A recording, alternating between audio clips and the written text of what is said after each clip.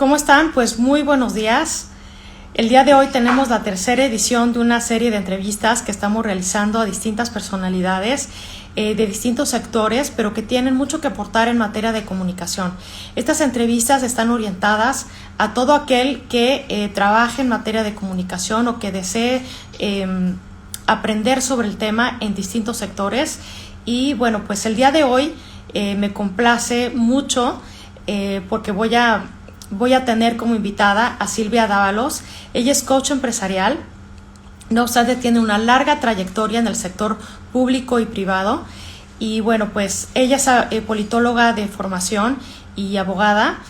Y bueno, pues actualmente también es directora técnica del Consejo Coordinador Empresarial de México, y considero que bueno, tiene mucho que aportar dándonos su visión personal sobre lo que está sucediendo en las organizaciones públicas, privadas y sociales en materia de comunicación, dado que este tema es esencial para que las políticas públicas puedan ejecutarse pues de manera muy fluida y que pues no se entorpezcan, y que las audiencias también puedan colaborar entre ellas en esta circunstancia. Entonces le voy a dar entrada a Silvia.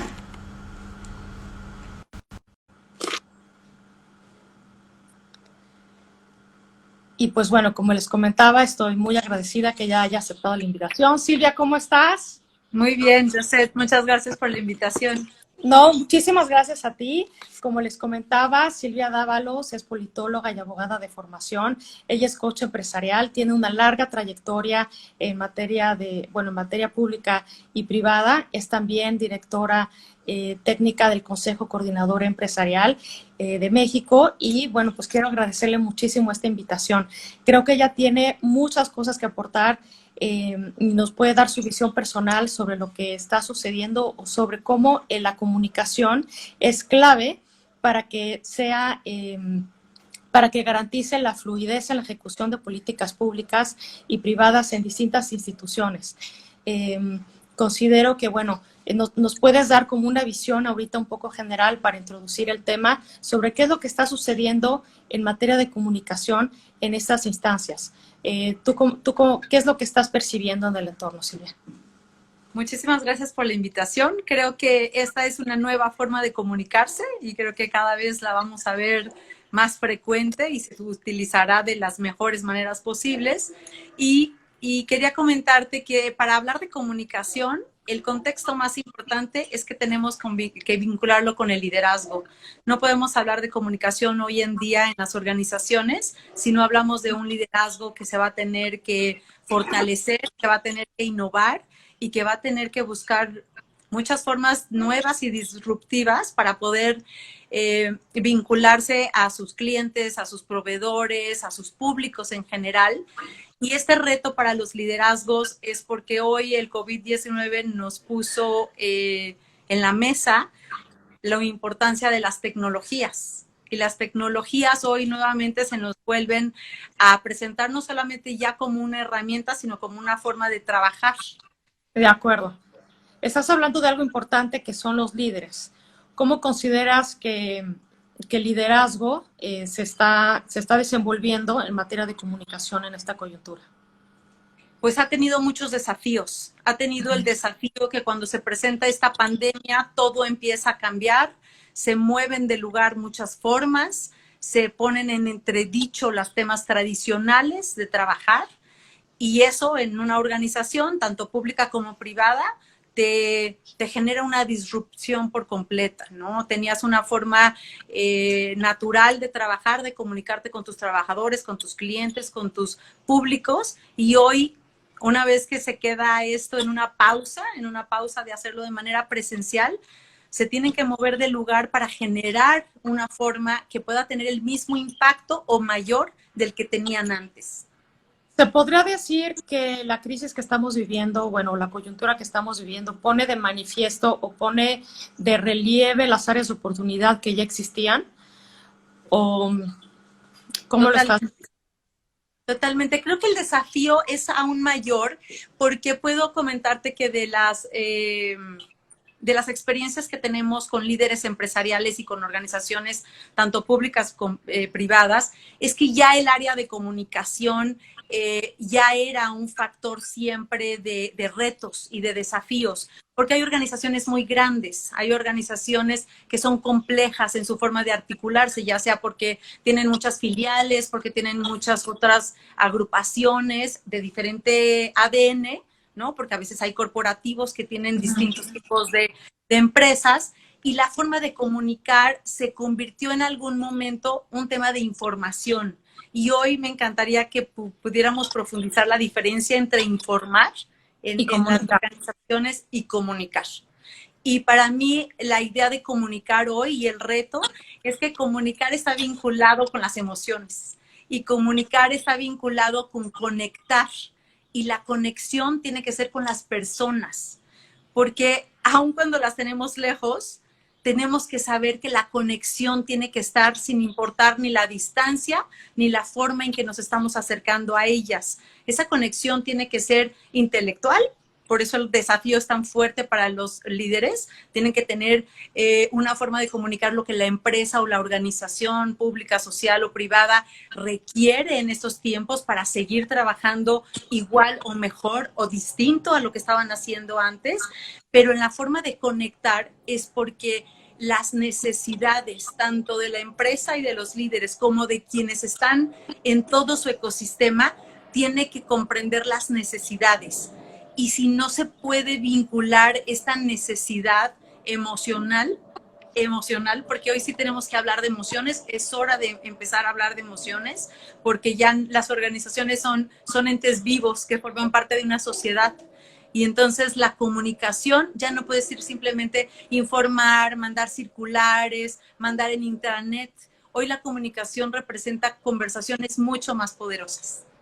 De acuerdo, sobre todo porque el intercambio de información puede ser un poco vacío, es tal vez una comunicación de egos o una comunicación cerebral, racional, pero no permite que se interioricen los mensajes porque no hay esa conexión. Entonces, como bien dices, no basta con informar, basta también con conectar, basta con, también se tiene que analizar la necesidad y conectar con esa necesidad, satisfacerla, ¿correcto? ¿Eso es algo que veías antes y que persiste, o es algo que lo ves actualmente con la crisis? Antes también había esta situación en las organizaciones, era el tema de silos. A veces los diagnósticos que se hacían es porque lo que pasaba en el área de marketing o de finanzas quedaba lejos de lo que pasaba en el área de ventas, o lo que pasaba en el área de recursos humanos se quedaba muy circunscrita a temas de selección o de capacitación, pero no se veía de manera integral. Y ya estos silos se daban, y a veces se quedaba en la cúpula, a veces esa información se no transmitía y no bajaba. Pero otro tema mucho más importante, que hoy es el desafío mayor, es que hoy la retroalimentación también tiene que venir de abajo hacia arriba. Los líderes necesitan conocer qué está pasando con sus organizaciones y todo su ecosistema. Y ecosistema me refiero a todos sus grupos de interés, a sus clientes, proveedores, comunidades cercanas y otros actores que están, sus consumidores, obviamente, ¿no? Sus consumidores. Y todos son personas, por eso te decía que había que centrarse en la persona. Los clientes son personas, los proveedores son personas, tus colaboradores son personas. Entonces, si no logramos comunicar de personas a personas, los líderes también son personas. Es que a veces se habla solo de liderazgo como un tema conceptual muy ambiguo. Y alejado, tal vez. De acuerdo. Yo creo que esta crisis pone de manifiesto la necesidad de humanizar todo el sistema de comunicación, de humanizar las marcas, no solo en tanto la forma como en la estructura. Porque yo creo que hablaste como de dos problemas estructurales. Uno es la forma, ya no basta con informar, sino se trata de comunicar a otros seres humanos. Y dos, la estructura, para poder comunicar a distintas audiencias, como lo son agremiados, proveedores, empleados, y permitir una bidireccionalidad de la comunicación, pues estamos hablando de una estructura. Y tal vez el tercer factor es el liderazgo, el estilo de líder para poder comunicar. No basta con que le pongan un manual de qué es lo que hay que hacer como un manual de crisis, o que haya una estructura, sino que el líder tiene que humanizarse para que tenga credibilidad ante su audiencia. ¿correcto? Y bueno, ahora, digamos que la coyuntura pues dificulta ese trabajo porque se tuvo que cambiar todo el sistema, toda la estructura y se tiene que emplear la tecnología, lo cual puede ser algo pues todavía más frío o lejano. Entonces, ¿cómo ves tú que se ha resuelto? Si ha aseverado este problema o si se ha resuelto de manera adecuada, ¿cómo lo ves tú? Es que ahora tenemos otros factores. Otro punto que hay que considerar es que la omisión también es una forma de comunicar.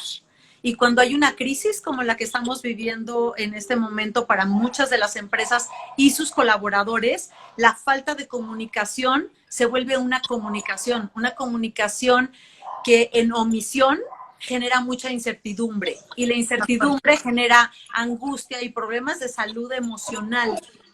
Ajá. Entonces, ¿qué es lo que he visto? Es que hoy tenemos a la tecnología que podemos utilizarla a nuestro favor porque podemos llegar a más personas. Es decir, un líder puede comunicarse, aunque sea vía virtual, pero con sus 5,000 trabajadores. Antes a lo mejor era imposible estar yendo de planta en planta, de área en área, quizá se volvía más difícil, pero hoy tienen la oportunidad que claro que aquí también se ven las emociones y se ve el lenguaje verbal y se ve el lenguaje corporal y entonces los líderes pueden estar inclusive más cercanos a sus colaboradores para poder darles esta certeza que tanto se requiere. Y a lo que me preguntabas es que hoy tenemos otro factor. Y el factor es que el sector gobierno está generando toda una serie de políticas, toda una serie de directrices, una serie de normativas. Y aquí, si antes era complejo tener que estar haciendo esta vinculación con ellos para que pudiéramos bajar la información, hoy el desafío es tener una constante y permanente comunicación con los sectores públicos, con el sector público, y el reto se vuelve cómo bajarlo a todos los niveles de las organizaciones empresariales. De acuerdo, entonces efectivamente con un gobierno como un emisor de mensaje y luego a lo mejor tal vez con actores privados, tal vez empatar también los mensajes es complicado, es complejo. ¿Cómo crees tú que se da ese empate? No sé, pongamos un escenario en el que el gobierno como un emisor del mensaje da, digamos, una dirección, el agremiado privado tiene que reaccionar o el líder efectivamente tiene que anticiparse, es decir, cómo se dan los tiempos en torno al gobierno, de manera reactiva, se anticipan, de manera proactiva. ¿Cómo crees que debiera de operar la comunicación en esta circunstancia? Creo que siempre debe de ser proactiva, eso es lo ideal, pero la complejidad del tema lo ha hecho reactivo, lo ha hecho en algunos casos reactivo. Es decir, hay muchas instancias del gobierno, no solamente está la federal, sino está lo estatal también. A veces homologarlo para que todos tengamos la misma información ha sido el reto, ha sido el desafío. En el caso específico del Consejo Coordinador Empresarial, yo tengo el gusto de saber que una de las estrategias más fuertes que tenemos es saber cómo le vamos a comunicar a nuestros agremiados, porque en el sector empresarial, en el CCN específicamente, están los 12 sectores, están desde el sector financiero, el de retail, está el pequeño comercio, está la industria de la transformación, está el sector bancario, el financiero, están todos los dos, el sector agroalimentario, y cada uno está estructurado de una manera en que la información nos pudiera hacer más sencillo la forma de bajar la información, porque están en cámaras y las cámaras tienen comités y esos comités a su vez recogen cuáles son las necesidades y las preocupaciones de su propio sector. Entonces, inclusive, aquí la ventaja que tenemos es que podemos saber cuáles son las preocupaciones por sector. Es decir, no le estresa lo mismo al sector de las cadenas de autoservicio como en ANTAD, no le estresa lo mismo que a la Asociación de Bancos de México, porque cada uno tiene una naturaleza distinta y su estructura les permite recoger cuáles son las principales preocupaciones de sus agremiados para poderles dar respuesta. Entonces, de acuerdo. ¿Nos podrás dar ejemplos de cómo se permite esa bidireccionalidad? Es decir, como ejemplos concretos, desde una reunión o un webinar, ¿qué acciones en concreto se han tomado para permitir esa fluidez en la comunicación? Por ejemplo, en el caso fiscal o en el caso laboral. Hoy, en el caso laboral, se emiten toda una serie de lineamientos y directrices para la reactivación económica. El CCE está en constante comunicación con todas las entidades públicas para saber cuáles van a ser esas directrices, cómo se van a hacer, en qué etapas y de qué forma se van a empezar a implementar. Una vez que se conoce eso, entonces el CCE lo lleva a su comisión laboral. Esa comisión laboral tiene reuniones de tú a tú con todos esos funcionarios públicos responsables de esas políticas públicas, con la Secretaría del Trabajo, con el IMSS, con la Secretaría de Economía, y se reúnen con esa comisión. Esa comisión tiene a todos los representantes de todos los organismos y sus aliados estratégicos, y a su vez, una vez que ellos ya tienen de primera mano con todas las dudas, las incertidumbres, en ese momento podemos empezar a bajar hacia todos los niveles de las cámaras y asociaciones. Entonces, las dudas y las preguntas que vuelvan a surgir, las hacen llegar a sus representantes y ellos a su vez al Consejo Coordinador Empresarial para que podamos volver a generar esta información que necesitan. Los webinars se están haciendo, se han hecho webinars en el tema laboral, tratado de libre comercio, fiscal, el tema de flujos de efectivo. Es decir, la otra forma que hemos tenido de comunicar a un mayor número de interesados ha sido la tecnología. Y lo hacemos público, es gratuito, para que el mayor número de empresarios pueda tener acceso a información de primera mano. ¿Todas las reuniones con las comisiones se hacen de manera pública o a lo mejor reuniones clave? No, las comisiones son del sector empresarial, pero en esta interrelación que se tiene con el gobierno y las políticas públicas, ya sea que se están proponiendo o que se están implementando y ejecutando por parte del sector empresarial, se invita a los funcionarios públicos para que podamos tener este diálogo y generar esta información que necesita el sector empresarial.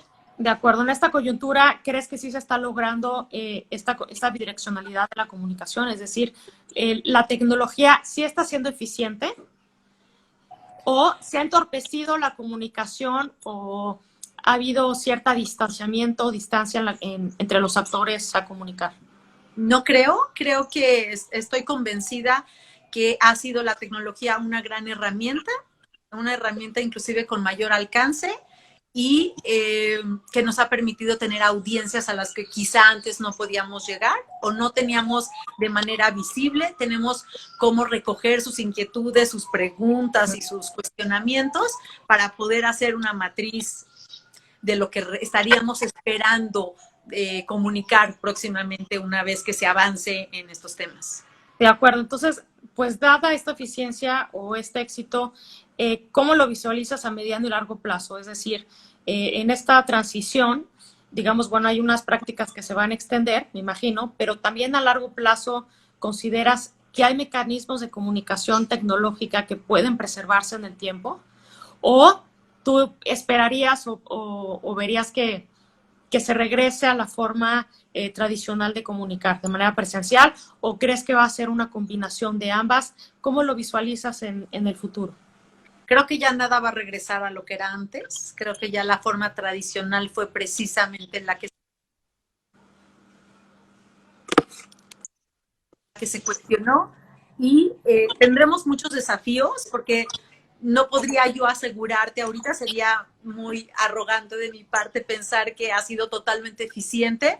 Todo estamos en constante mejora, estamos en constante comunicación para saber qué es lo que nos hace falta y para poder mejorar y encontrar mayores oportunidades de hacerlo mejor.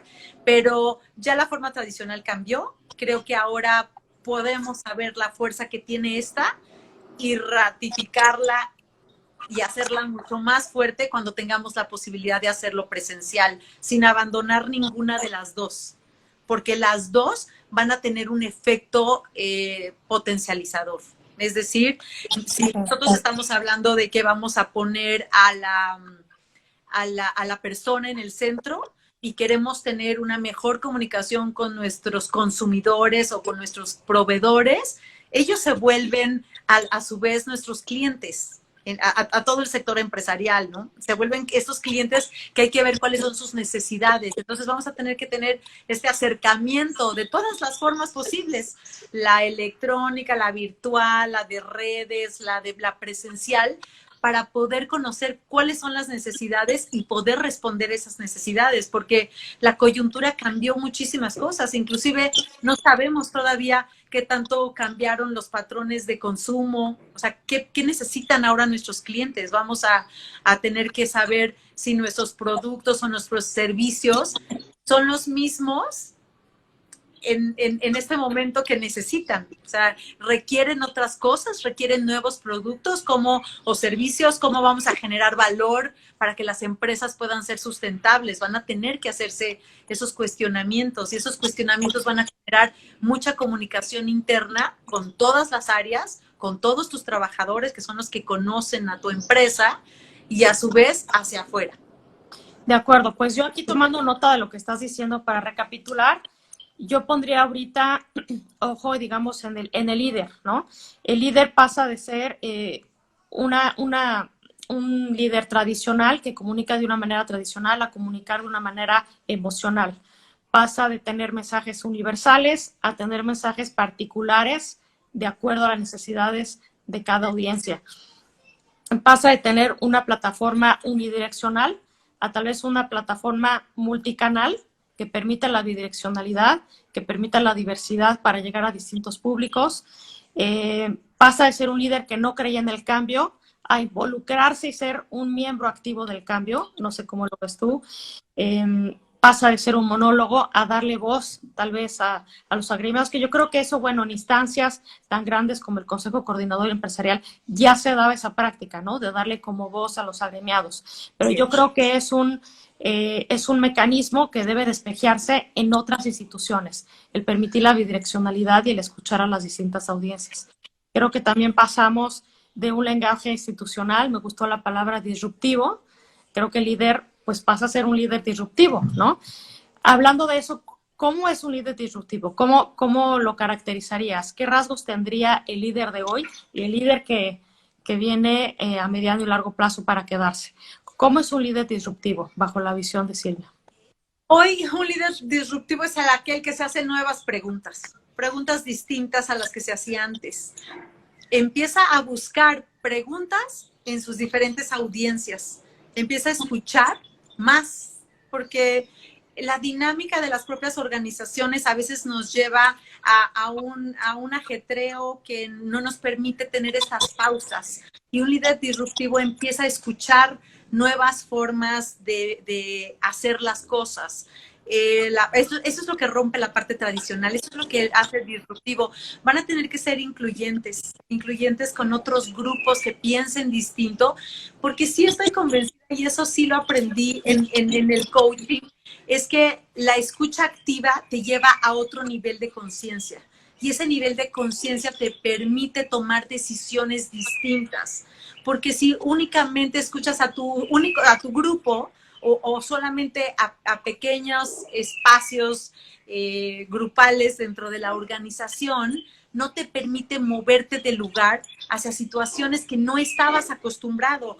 Hoy el líder disruptivo va a ser el que se va a adentrar en temas en donde no se siente cómodo, en donde si antes pensaba que el caos era algo que no generaba un tema de bienestar o de nuevas oportunidades, hoy va a tener que saber vivir en el caos y poder gestionar el caos, porque eso es lo que lo va a hacer disruptivo y estarse moviendo ágilmente de circunstancia en circunstancia. Yo creo que esta situación nos dio a que, por eso no me gusta el concepto de nueva normalidad, porque ¿qué es normalidad? ¿Y por qué es nueva? O sea, en realidad, hoy tenemos una realidad distinta, no una normalidad. Lo que era normal para unos no es normal para otros. Lo que sí hacemos es que la disrupción está en empezar a escuchar un feedback y, y opiniones que sean contrarias a la tuya, para que tu perspectiva y tu horizonte se abra a otras posibilidades. Eso es para mí un líder disruptivo. Ese que se adentra en terrenos pantanosos para poder crear e innovar a partir de esos momentos. Alguien, un líder que sepa recoger del caos lo mejor. Decía Nietzsche que hay que abrazar el caos que hay dentro de nosotros para poderlo reorganizar. Y yo creo que el confinamiento o esta crisis de salud es un caos que hay que aprovechar para reconfigurar, organizar, depurar, visualizar cosas distintas hacia el futuro. Y ahora los líderes dejan de ser perfectos e inalcanzables para ser más cercanos a su audiencia y tal vez imperfectos, ¿no? Es decir, antes se visualizaba a los líderes como seres perfectos, más rígidos, y al humanizar a un líder, pues son un poquito más imperfectos, tienen ahora rasgos más humanos, más tal vez como de iguales. Para que tú creas en un líder y para que crear empatía, tienes que crear como más igualdad en términos de emociones, ¿no? Así es. La comunicación tiene que recoger rasgos humanos por encima de los temas de políticas públicas, políticas económicas, es decir, se tiene que entender la necesidad del ser humano.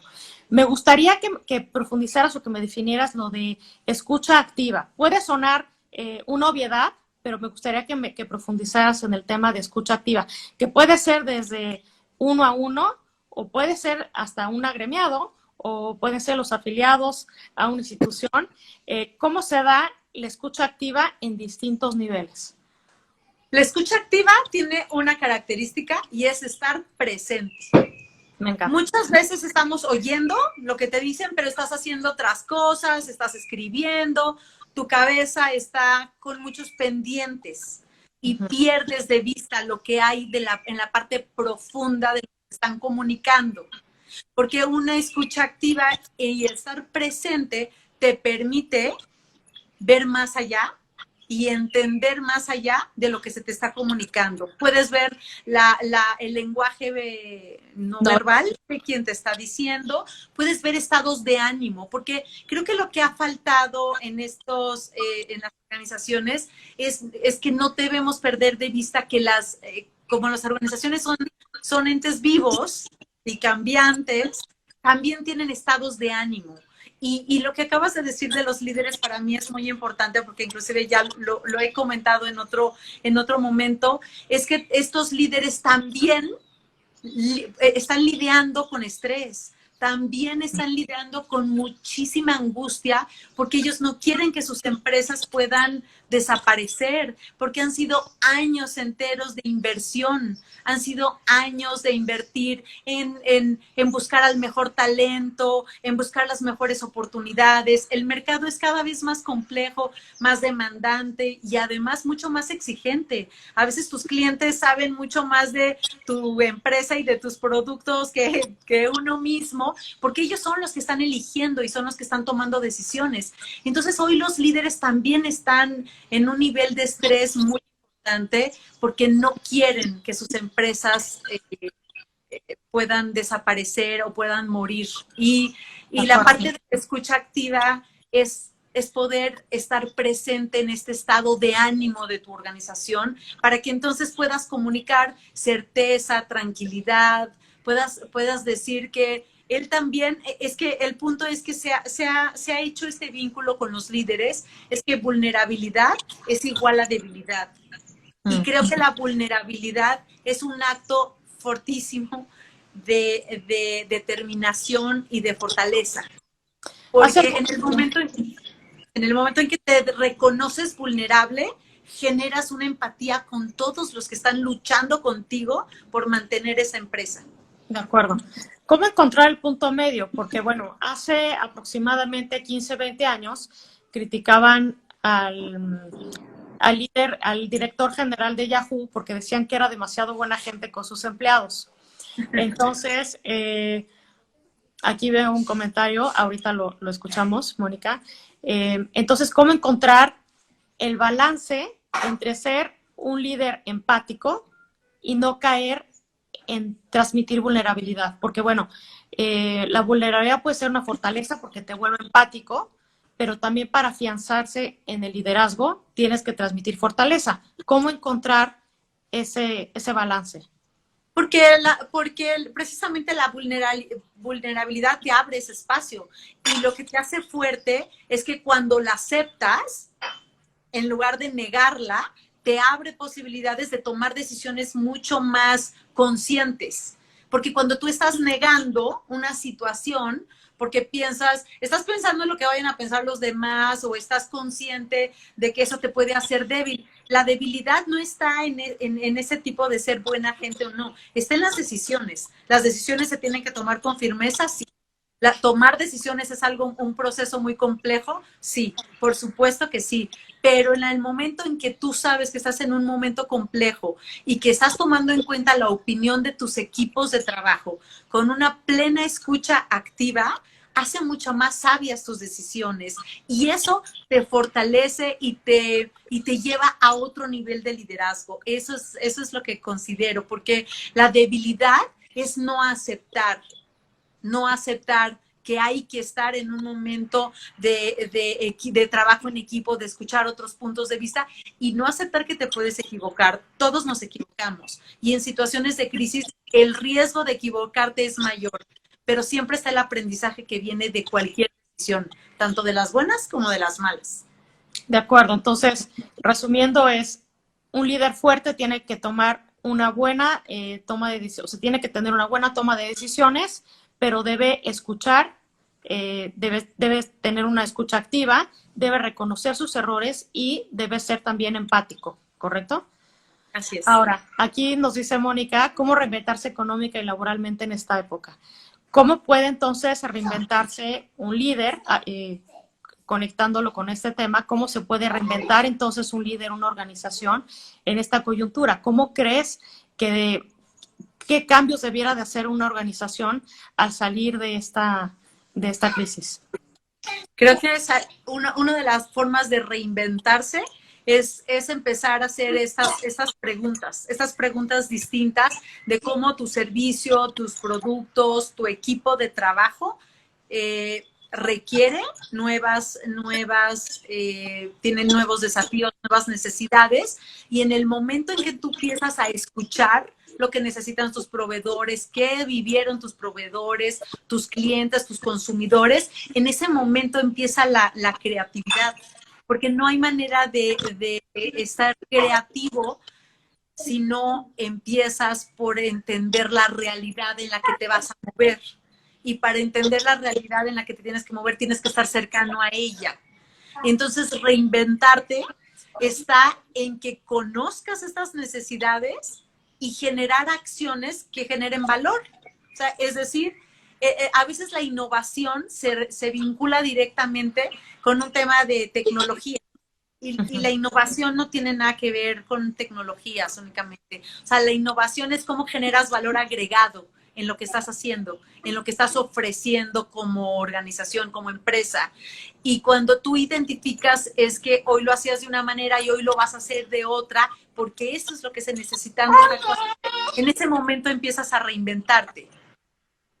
Cuando conoces las necesidades de la realidad en la que te estás moviendo. Hola, Pía. De acuerdo. Bueno, pues tenemos un invitado especial el día de hoy. Esa es una nueva realidad. Y esa es una nueva realidad que los líderes van a tener que saber. Las mujeres que nos hemos tenido que quedar en casa trabajando, nuestros hijos son parte de nuestra realidad. Y eso no nos hace más o menos productivos. Simplemente es una realidad que nosotras también tenemos que gestionar. Y los líderes también tienen que ser sensibles y ser incluyentes en este tipo de políticas internas. De acuerdo, es parte de la humanización de los líderes y de las instituciones. ¿Correcto? Así es. Sí, ahora, conocer esta realidad. De acuerdo. Retomando el tema de la comunicación interna, que también es importante, los trabajadores de una organización pues son los eslabones que sostienen la estructura de una organización. Es decir, más allá de hacer reuniones grupales, ¿qué otros mecanismos consideras que son importantes a partir de ahora para fortalecer la comunicación interna? Creo que las áreas de recursos humanos o las áreas de desarrollo organizacional van a jugar un papel fundamental porque ellos tienen esta misión al interior de las organizaciones para empezar a detectar cuáles son esas áreas de oportunidad, dónde se estén generando esos vacíos de información para poder comunicar de manera ágil y eficiente, porque no nos podemos tardar tanto. Hoy ya rápida y cada vez la realidad nos dice que esto va siendo rápido, ¿no? Y entonces no podemos tener estos procesos tradicionales de mucho tiempo, burocráticos, lentos, o sea, tiene que ser muy, muy ágil. Y aquí las áreas de recursos humanos, de desarrollo organizacional, tienen que saber que la comunicación se vuelve estratégica, que la información es una, y que la comunicación hacia sus colaboradores le va a dar a la propia organización otro nivel de compromiso, de lealtad, de entrega y de saber hacia dónde se va, porque muchas veces se pierde de vista que los colaboradores también quieren saber hacia dónde vamos. De acuerdo. En el 1-a-1, ¿cómo debiera de ser un líder con sus colaboradores más cercanos? Es decir, independientemente de identificar cuál es la información que requieren y demás, es decir, ¿crees que debiera de ser un poquito más casual, cercana o cuál es el tipo de relación que debe de tener un líder con sus colaboradores más cercanos? Mira, las áreas que tienen que tienen mucha gente se vuelve más complejo, pero siempre es posible. Siempre se pueden hacer, el director de ventas puede hacer eventos, puede tener comidas de trabajo y puede tener reuniones informales en donde pueda tener una cercanía mayor con sus equipos de trabajo. Y aquí lo importante es que se generen equipos que se vuelvan parte en la parte más integral, que se sientan comprometidas con la empresa, que se sientan parte de ella. Esa comunicación que tengan en estas pequeñas reuniones más informales, menos rígidas.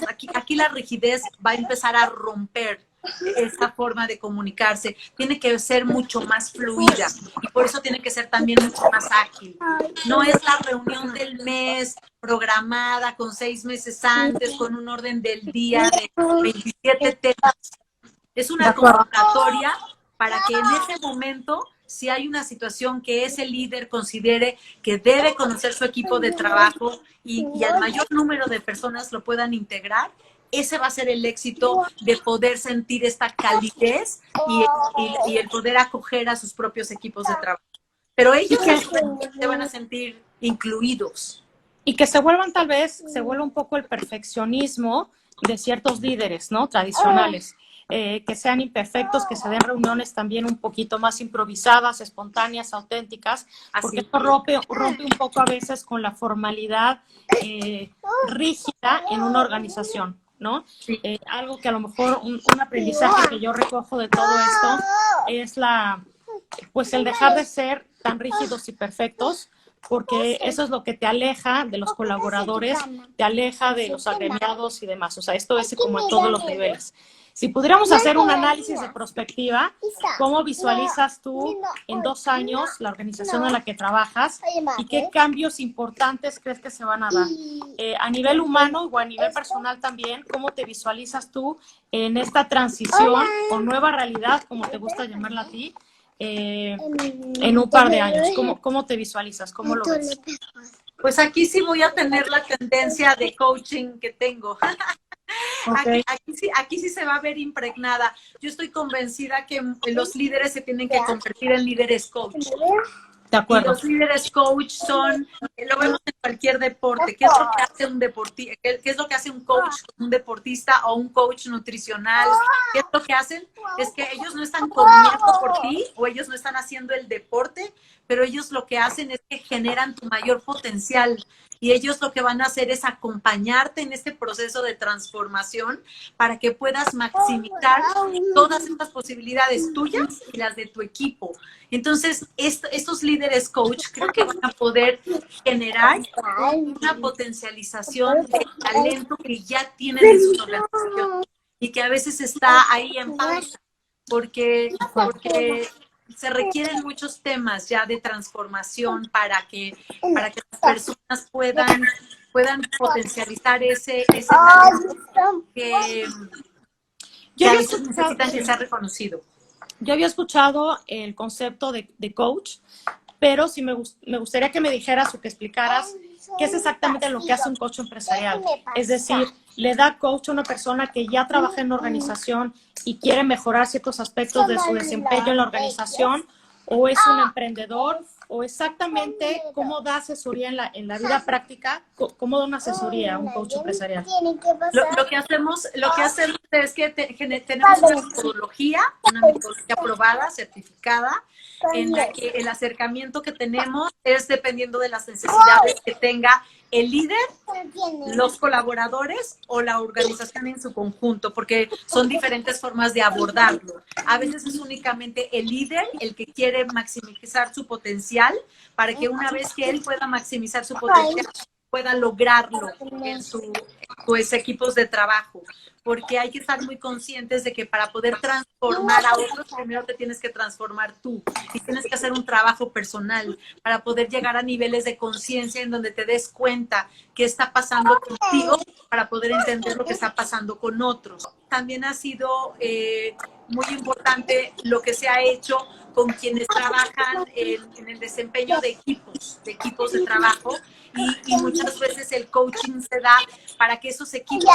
se vuelvan equipos de alto desempeño, porque cada equipo está compuesto de distintas personalidades, distintas profesiones, visiones y personalidades. Entonces, ¿cómo generar equipos de alto desempeño a través del coaching?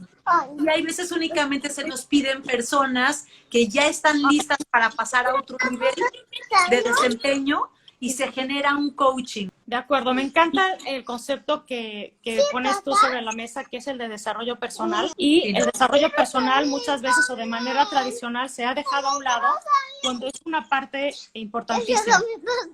Sepia, que mi invitado especial quiere salir, entonces bueno, pues ya fluimos, ¿ok? Fluimos, claro, fluimos. Es parte de... Entonces, el desarrollo personal sí es algo que debe anteceder cualquier trabajo de un líder. Totalmente. Y es un concepto que incluso se ha profundizado ahora en las circunstancias en las que vivimos, ¿no? El desarrollo personal, si no trabaja el líder individualmente, como la paciencia, por ejemplo, en casos... La paciencia, la tolerancia, la flexibilidad, exactamente, el fluir en un momento adverso. Exactamente.